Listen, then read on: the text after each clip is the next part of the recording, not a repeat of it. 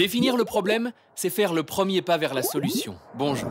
Un tiers, c'est la part des Européens qui seront âgés de plus de 65 ans à l'horizon 2060. 12% d'entre nous auront même soufflé 80 bougies ou plus.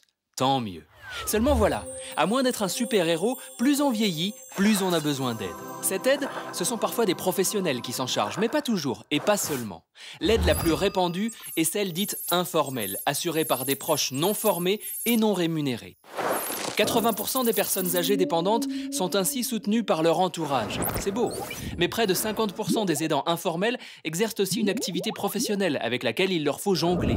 Environ 40% des Européens aident ou ont aidé un parent âgé. Et c'est sans compter ceux qui s'occupent d'un enfant, d'un conjoint, d'un frère, d'une sœur, d'un ami en perte d'autonomie. Nous serons presque tous, à un moment ou à un autre au cours de notre vie professionnelle, aidants. Et ce n'est pas simple. Une enquête européenne portant sur 6000 aidants a déterminé qu'1 sur 7 avait dû réduire son temps de travail en raison d'une aide fournie à un proche. D'autres avaient dû renoncer à une promotion et à l'augmentation de salaire qui va avec.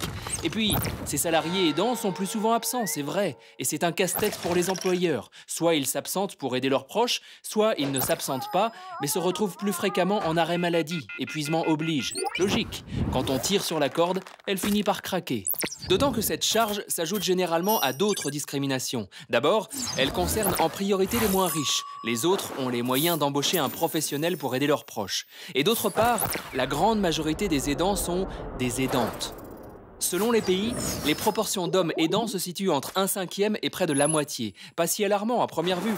Sauf que plus le volume d'aide augmente, plus l'écart se creuse.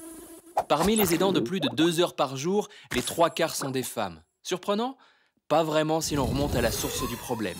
Prenons l'exemple d'un couple hétéro dont l'un des proches aurait besoin de quelques heures d'aide par semaine. Quand on compare les salaires, qui perd le moins en sacrifiant ses heures sup ou son temps complet? Statistiquement, c'est madame. Car aujourd'hui encore, les hommes gagnent en moyenne 29% de plus que les femmes en Europe. Alors évidemment, autant sacrifier le plus petit revenu, logique. De la même façon, plus on monte dans la hiérarchie, plus la part d'hommes augmente. Et comme il paraît compliqué de gérer un job à responsabilité à temps partiel, on aura bien plus tendance à sacrifier des femmes aux carrières en moyenne moins importantes. Mais après tout, ce sacrifice ne fait que prolonger une habitude bien ancrée chez nous. Qui prend un temps partiel pour s'occuper des enfants? Les femmes.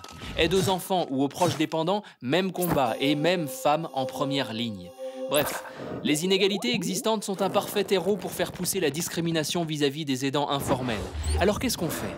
On arrête de cacher le problème sous le tapis, on commence par en parler et on s'y colle vraiment. Il y a des solutions.